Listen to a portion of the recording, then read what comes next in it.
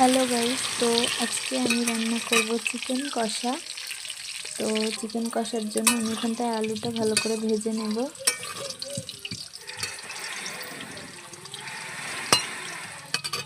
এটা ভালো করে ভাজা হয়ে গেছে, এবার আমি তুলে নেব।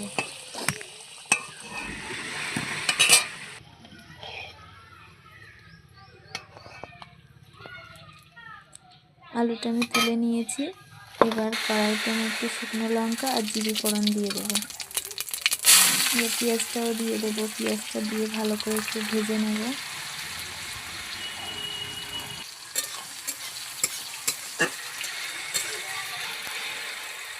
রসুন বাটাটা দিয়ে দেবো। তো দেখো এখানটায় আমার পুরোটাই কিন্তু শিলে বাটা মশলা, সবটা আমি নিজে হাতে বেটেছি।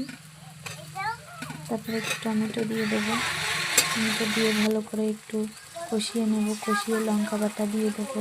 লঙ্কা বাটা দিয়ে আর একটু ভালো করে কষবো।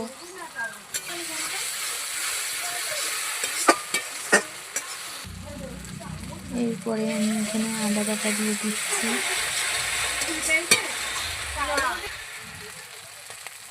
আদা বাটাটা দেওয়ার পরে এখানটায় আমি জিরে বাটাটা দিয়ে দিয়েছি।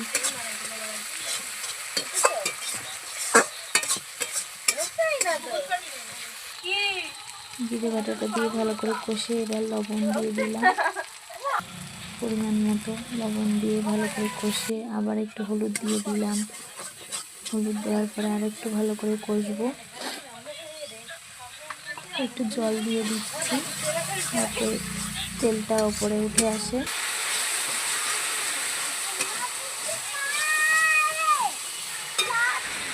তো দেখতে পাচ্ছ তেলটা একদম উপরে উঠে এসেছে। মশলা কষানোর পর এবার মাংসটা ঢেলে দিলাম।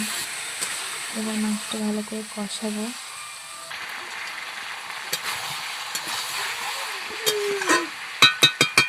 ভালোভাবে কষিয়ে একটু ঢেকে দেবো। ঢাকনাটা তুলে দেখবো কত হয়েছে।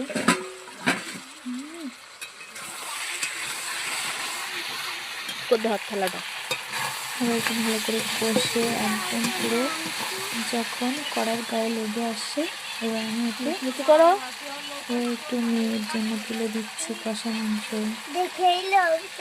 এতে আমি একটু গরম জল দিয়ে